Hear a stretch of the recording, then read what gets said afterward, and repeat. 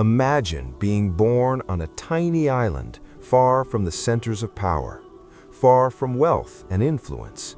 That was Napoleon Bonaparte.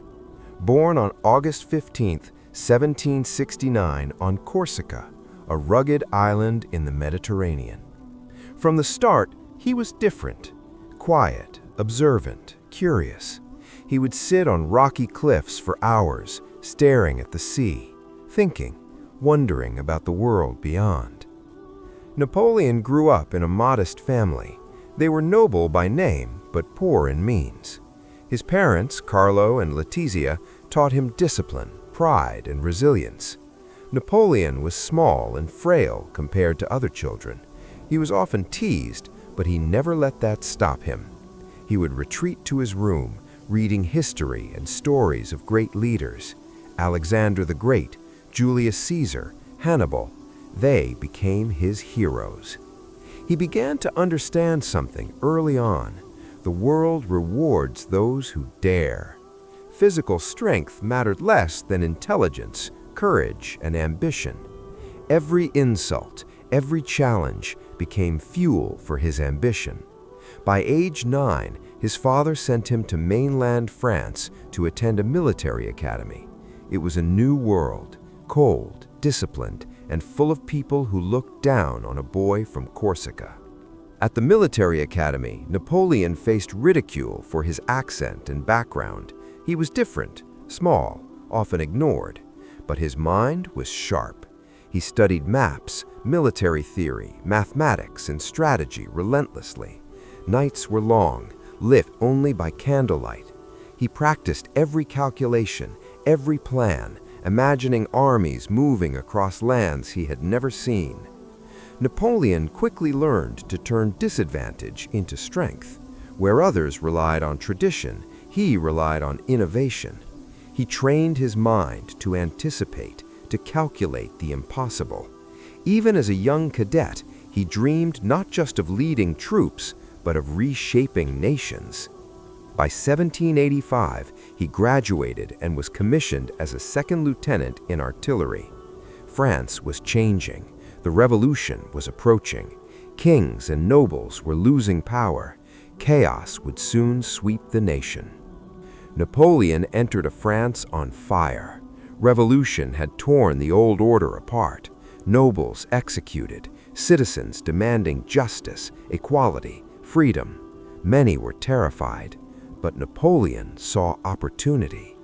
He first rose to fame during the Siege of Toulon in 1793. The city was held by royalist forces, supported by the British. Napoleon proposed a bold plan to capture the key fortifications.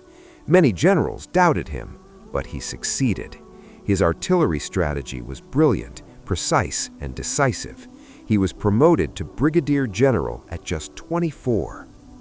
In the Italian campaigns of 1796 and 1797, Napoleon's brilliance shone even brighter. He led a smaller, less equipped French army against Austria. Rapid movements, surprise attacks, and clever diplomacy won him victories that seemed impossible. Cities fell one by one. Soldiers adored him. Citizens admired him. And Napoleon knew how to make people believe in him, and more importantly, believe in victory. Even amidst triumph, Napoleon's ambition grew. He saw not just the battlefield, but the world. He saw that power was a game of perception as much as strategy. By 1799, he was ready to seize destiny. France was unstable. The Directory, the ruling government, was weak and unpopular. Napoleon orchestrated a coup, quick, decisive, precise. He became first consul of France. He understood power as both art and science. To hold it, he needed reforms, not just armies. He reorganized administration, strengthened the economy, and reformed education. In 1802, he became first consul for life. In 1804, he crowned himself emperor at Notre Dame Cathedral, not to insult the Pope, not for arrogance, but to show that his destiny was his own. France transformed under Napoleon. Laws were codified in the Napoleonic Code. Education became structured, the bureaucracy efficient. He built an empire of order, not just through war. Napoleon's military campaigns reshaped Europe. Austria, Prussia, Russia, and countless smaller states fell before him. His tactics became legendary: rapid marches, feints, surprise encirclements, decisive strikes that could turn the tide of battle in moments. At the Battle of Austerlitz in 1805, he faced the combined forces of Russia and Austria. The terrain was challenging, the enemy confident. Napoleon used deception. He lured the Allies into traps, struck where least expected, and won decisively. His soldiers believed in him. His enemies feared him. Napoleon's genius was more than tactics. He inspired loyalty. He rewarded merit.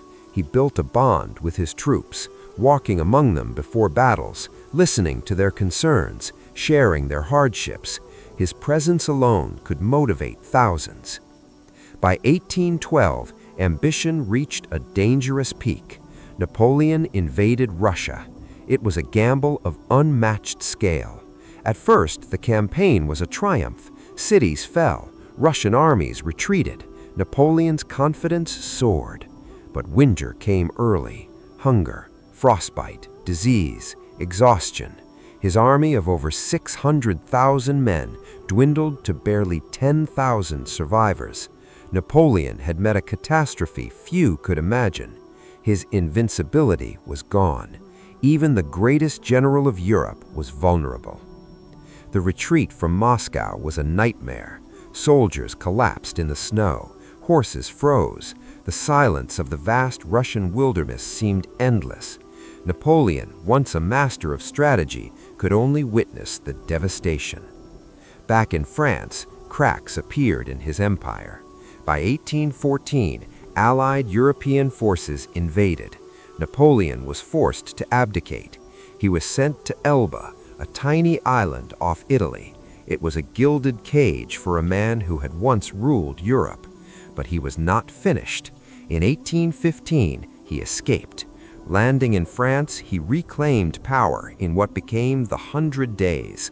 Crowds cheered, soldiers rallied, Paris celebrated. For a moment, it seemed history might bend to him once more. Fate had other plans. At the Battle of Waterloo, Napoleon faced a coalition determined to end him. The battle was brutal. Rain, mud, cannon fire, the screams of soldiers. Despite courage and strategy, his army was broken. Defeat was absolute. He was exiled again, this time to Saint Helena, a remote island in the South Atlantic, far from Europe, far from glory. Alone, he reflected on a life of unparalleled ambition. Napoleon died on May 5, 1821, at age 51. His life was extraordinary. From a boy on a small island to the ruler of an empire, he reshaped laws, nations, and warfare itself. His story is a lesson. Genius and ambition can achieve the impossible, but pride, overreach, and fate can bring even the mighty down. Napoleon Bonaparte remains a legend, a man who dared more than anyone else, a man whose life reads like a story of triumph, tragedy, and enduring fascination. Even today, his strategies are studied, his reforms remembered, his name echoes through history. Napoleon was not perfect. He was human, flawed, ambitious, brilliant, and unforgettable.